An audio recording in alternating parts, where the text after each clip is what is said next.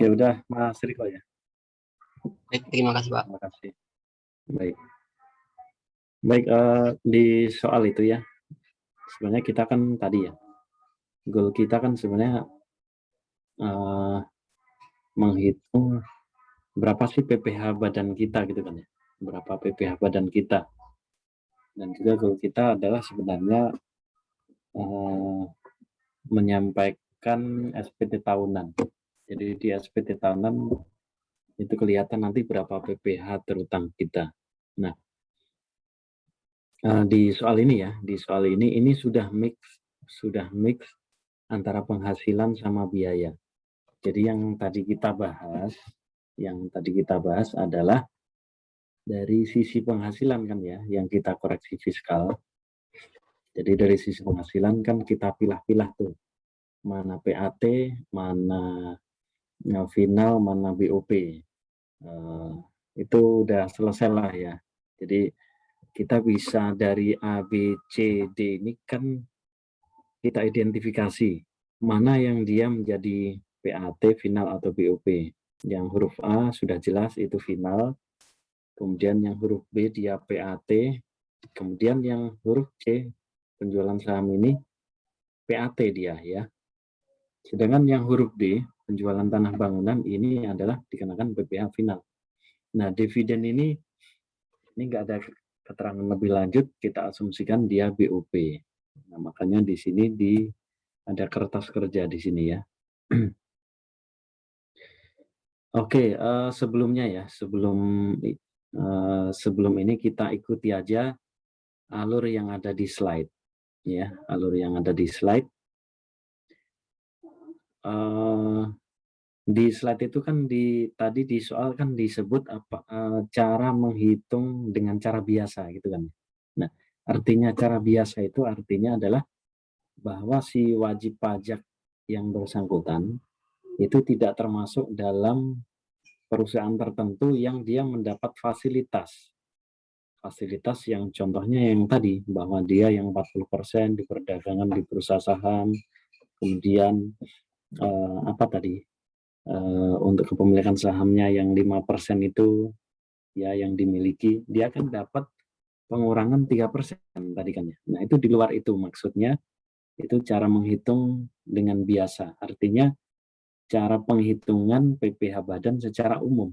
Nah, bagaimana? Ya, yang tadi yang sudah saya jelaskan secara umum, bahwa ketika si WP yang bersangkutan untuk WP badan kan terkena tarif 22% untuk 2020.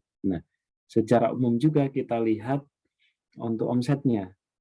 Apakah omsetnya dia lebih dari sampai dengan 50 miliar? Kalau dia lebih dari 50 miliar, berarti cara menghitung pajaknya itu langsung dikenakan tarif 22%. Ya, langsung. Karena misal dia tidak termasuk dalam perusahaan tertentu itu. Nah, itu yang pertama. Kemudian yang kedua, kalau dia ternyata omsetnya di bawah 50 miliar, berarti kita pilah-pilah. Apakah dia omsetnya lebih dari 4,8 atau kurang? Kalau lebih, berarti kita split. Ada yang mendapat fasilitas, ada yang tidak. Itu sebenarnya cara biasa juga itu. Oke, clear ya. Kita coba ikuti alur yang ada di slide ini. Apakah dia termasuk perusahaan tertentu? Tidak. Maka kita menghitung peredaran bruto untuk yang PT ini gitu kan. Apakah untuk omsetnya itu lebih dari 50 miliar? Nah, kita hitung peredaran bruto. Nah, ini yang agak trik sama trikinya di penghitungan pasal 31E ini. Jadi untuk menghitung batasan 50 miliar ini digabung semuanya. Ini tidak melihat apakah dia final, apakah dia PAT, final, atau BOP, itu digabung semuanya. Nah, kita lihat ternyata untuk yang huruf A 10 miliar kan dari penghasilan gedung kan ya. Sewa kantor 8 miliar, penghasilan saham 1,2. Kemudian tanah bangunan 4,5. dividen 1,3. Nah, kita masukkan di sini. Ini yang final 10 M, kemudian tidak final 8 M, penghasilan dikenakan final 4,5. Ini yang 4,5 ini apa? Ini di luar kegiatan usaha dia. Kita lihat di sini kegiatan utama dia adalah menyewakan gedung dan perlengkapan kantor. Jadi sebenarnya untuk kegiatan utama dia, nah gini, kalau dipajak sama dengan akuntansi. Di form SPT itu dia juga dibedakan mana kegiatan usaha sama mana kegiatan di luar usaha. Itu sama. Nah kan mana kegiatan usaha, mana yang di luar kegiatan usaha. Sama kan? Mungkin istilah akuntansi berbeda, tapi intinya sama. Nah ini dipajak sama juga. Kegiatan usaha dia yang utama adalah menyewakan gedung dan perlengkapan kantor. Berarti yang huruf A sama B kan ya. Sedangkan untuk huruf C sampai dengan D ya. Sekali lagi untuk huruf C sampai dengan E ini, maka ini sebenarnya penghasilan di luar kegiatan usaha. Nah, kita lihat di sini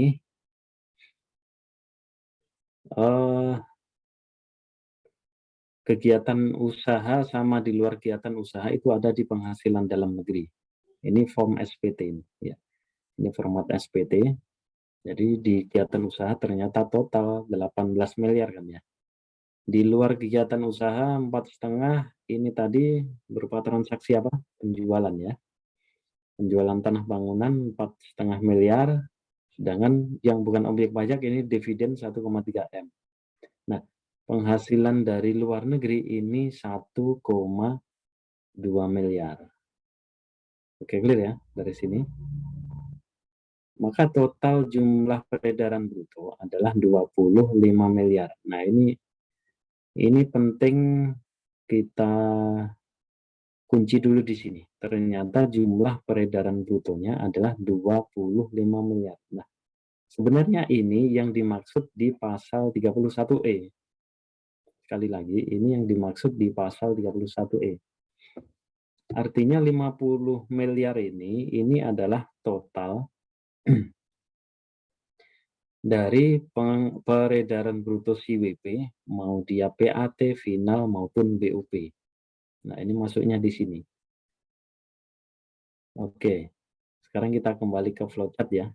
Ternyata dia 25 miliar, berarti kurang dari 50 miliar. Berarti nanti masuknya dia mendapat fasilitas pengurangan 50% kan ya. Untuk PHKP bagian dari omset yang 4,8. Udah selesai. Berarti ini kita identifikasi selesai ya dari sini. Berarti kita dari sini kita berhasil mengidentifikasi berarti nanti si WP yang bersangkutan itu mendapat pengurangan tarif pasal 31E. Oke, lanjut. Nah, sekarang langkah selanjutnya ya. Langkah selanjutnya dari sini adalah kita hitung pajaknya ya. Kita hitung pajaknya. Tadi peredaran bruto komersial berapa? Di total semuanya 25 miliar. Berarti secara komersial itu 25 miliar ya. Nah, pengurangnya apa saja?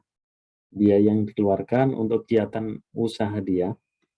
Untuk sewa gedung 7 miliar, untuk sewa peralatan perlengkapan kantor dan kendaraan 3,75 miliar. Berarti penghasilan neto komersil kan 14.250 nih ya. Tapi ingat ini masih yang penghasilan neto komersil. Jadi secara akuntan membuat pembukuan kan seperti ini, penghasilan neto komersil. Nah, langkah selanjutnya ini masuklah secara fiskal berapa? Kan pertanyaannya itu. Nah, secara fiskal berarti perlu adanya koreksi fiskal. Perlu adanya koreksi fiskal. Yang pertama apa? Yang pertama dari sisi Oh, ini sebenarnya kebalik ya. Oh, ini nyampur. Oke, ini untuk biaya kan belum saya sampaikan ya. Oke, gini. Tadi kan Gabriel menanyakan biaya 3M itu apa, Pak? Gitu kan ya. Tadi udah saya jelaskan, 3M adalah biaya yang sebenarnya berhubungan mau langsung tidak langsung dengan kegiatan usaha dia.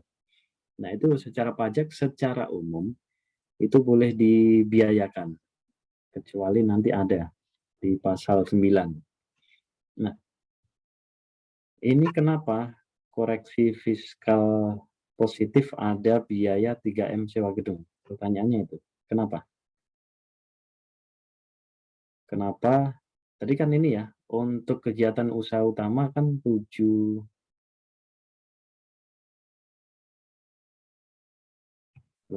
miliar ya, biaya 3M sewa gedung 7 miliar.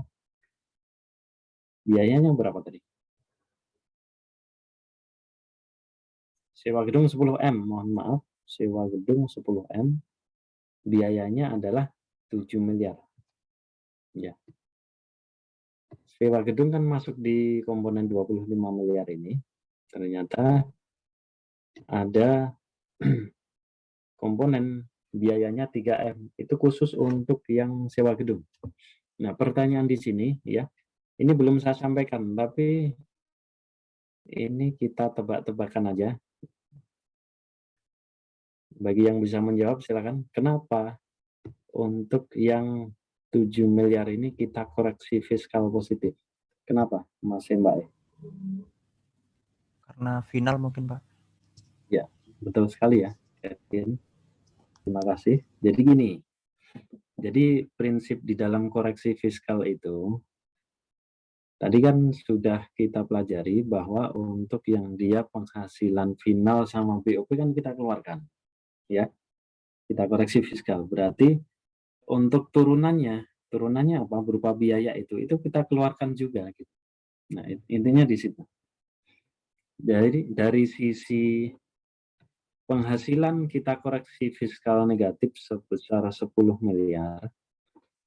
Nah, dari sisi biaya kita keluarkan juga.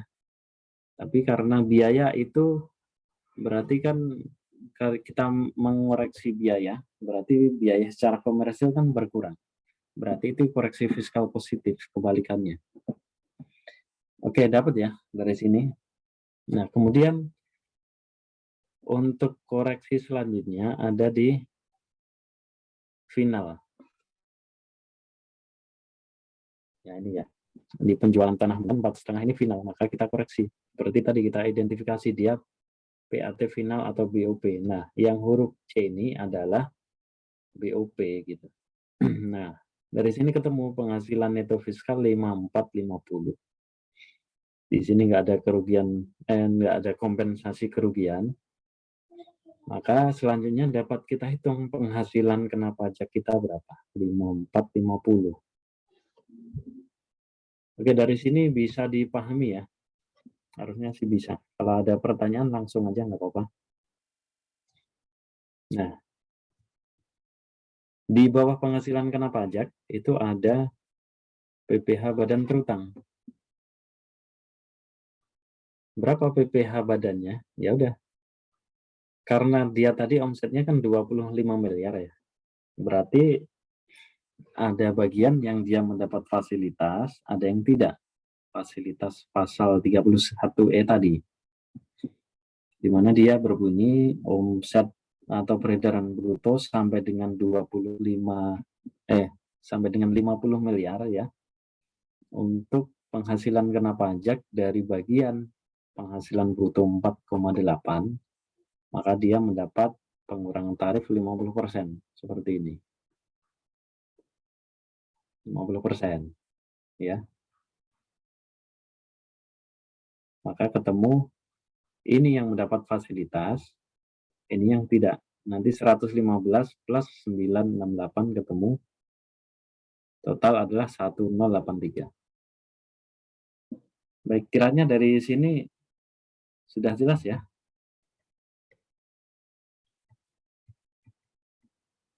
Mungkin yang agak bingung tadi ada komponen biaya di situ karena memang belum kita bahas. Nah, sekarang lanjut ke soal yang tadi, yang saya bagi tadi. Nah, ini. Latihan 1, hitunglah PPh badan tahun 2020 menggunakan cara biasa. Artinya, si CV maupun PT ini dia tidak termasuk yang perusahaan tertentu tadi. Jadi, cara menghitungnya adalah kita identifikasi ya. Cara menghitungnya adalah kita identifikasi dari yang pertama omsetnya, kemudian kita hitung dengan cara biasa. Nah, silakan. Mungkin kita keroyok sama-sama aja dari sini. Ada yang sudah selesai mengerjakan? Yang ini dapatnya berapa? PT kuarternya ini. Bentar, saya persiapkan dulu.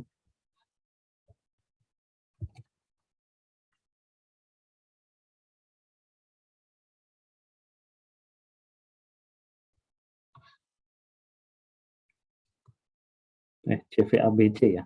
Nomor 1 CVABC.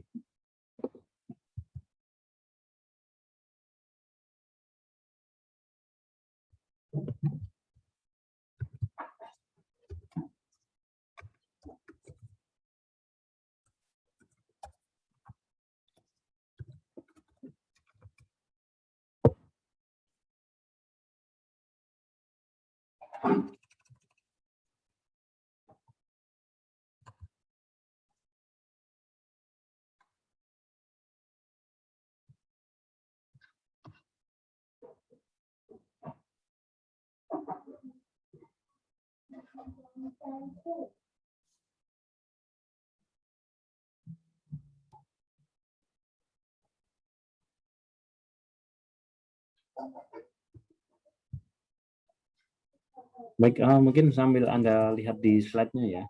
Sambil Anda lihat di slide-nya.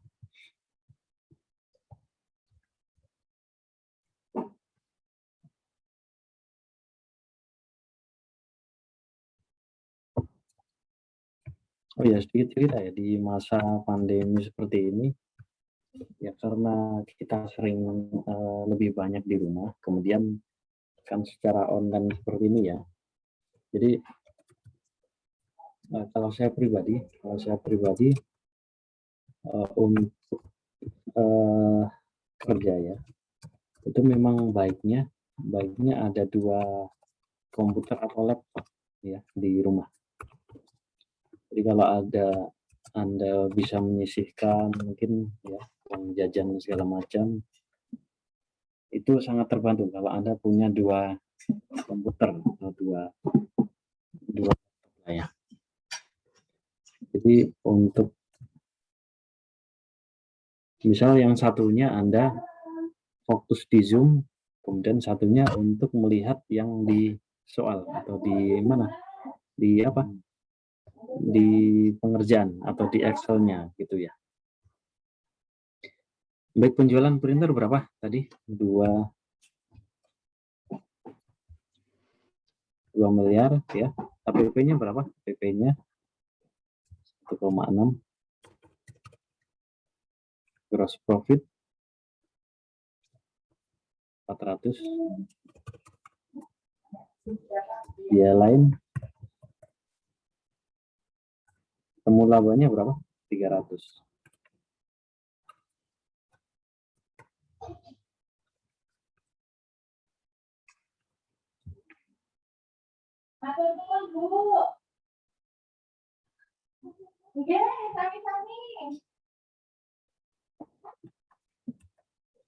Baik, penghasilan kena pajaknya berapa? Penghasilan kena pajaknya sama 300 juga ya? 300 juta. Baik. Nah, sekarang kita simulasi nih. Berarti kita identifikasi ini cara biasa untuk CV ini ya. Dia omsetnya 2 miliar. Berarti dia mendapat fasilitas penuh ya. Berarti kalau seperti ini gampang aja. Kalau seperti ini gampang aja. Berapa? Pertanyaannya adalah berapa PPh terutang. Ya. PPh terutangnya Berarti langsung dia semuanya mendapat fasilitas 50% dikalikan dengan berapa? 22%, kemudian dikalikan dengan penghasilan kena pajaknya berapa? 300 juta. Ketemu 33. Udah, selesai. Pertanyaannya, Pak, itu kan omsetnya di bawah 4,8. Kenapa tidak memakai PP23 gitu? Bagaimana kalau ditanya seperti itu?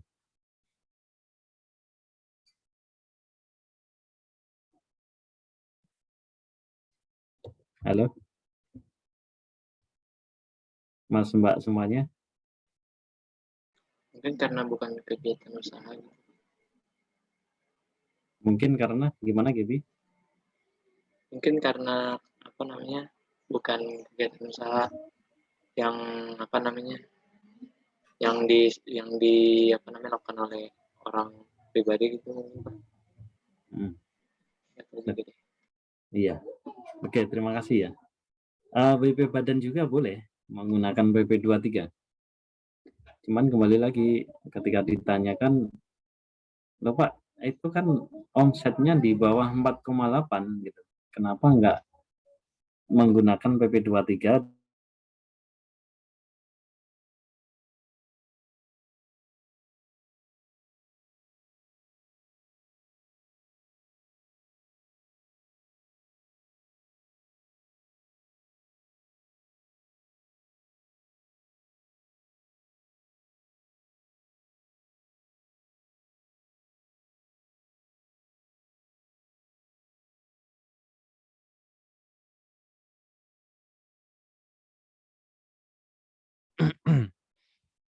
Untuk omset kan 2 miliar. Kenapa dia tidak memakai PP23? Baik, jawabannya bahwa PP23 memang itu diperbolehkan ya, diperbolehkan bagi BP badan boleh juga. Nah, ini sebenarnya lebih ke perpajakan 2 yang UAS. Jadi untuk yang UAS ini kita fokusnya adalah WP pembukuan yang dia tidak memakai PP23 meskipun omsetnya di bawah 4,8. Sebenarnya untuk yang PP23 2018 itu kan sebenarnya ada pilihan juga ya. Mau dia apakah memilih ketika dia WP baru ya, ketika di WP baru kalau dia tidak mengungkapkan atau menyampaikan ke kantor pajak, maka dia menggunakan PP23. Dalam hal ini berarti untuk yang soal tadi, itu dia misal WP baru, dia menyampaikan ke kantor pajak, dia yang disampaikan adalah, Pak, saya memakai tarif umum, tidak memakai PP23. Itu yang pertama. Kemudian yang kedua, bisa jadi di soal tersebut, omset tahun sebelumnya, untuk yang CVABC itu adalah di atas 4,8 miliar. Berarti kalau omset sebelumnya, di tahun sebelumnya di atas 4,8 miliar, maka di tahun setelahnya dia nggak boleh pakai PP23 lagi. Seperti itu ya, untuk penjelasannya kenapa dia tidak memakai PP23. Tapi memang sampai dengan UAS kita sudah selesai, nggak akan membahas PP23 lagi. Baik, sudah habis ya jam 10 mata kuliah kita. Ya. Sebelum saya tutup, mungkin ada pertanyaan? Kalau nggak ada, ya kita ketemu lagi di hari Kamis ya, Kamis malam. Saya terima kasih ya, terima kasih. Kita sudah belajar hari ini, semoga bisa dipahami. Mohon maaf kalau ada kesalahan, kemudian kalau ada kekurangan dalam penyampaian dan juga misal tadi ada kendala teknis tadi ya. Mas Riko, Terima kasih tadi diingatkan ya, setelah ini ada PR untuk yang kompensasi kerugian. Sama nanti Anda saya wajibkan untuk belajar koreksi fiskal di bagian biaya nanti ya. Nanti Anda pelajari. Baik, saya cukupkan ya kuliah kita kali ini. Terima kasih sekali lagi. Saya pamit. Assalamualaikum warahmatullahi wabarakatuh. Terima kasih. Waalaikumsalam warahmatullahi wabarakatuh. Terima kasih, Pak. Terima kasih, Pak. Waalaikumsalam warahmatullahi wabarakatuh. Terima kasih, Kak.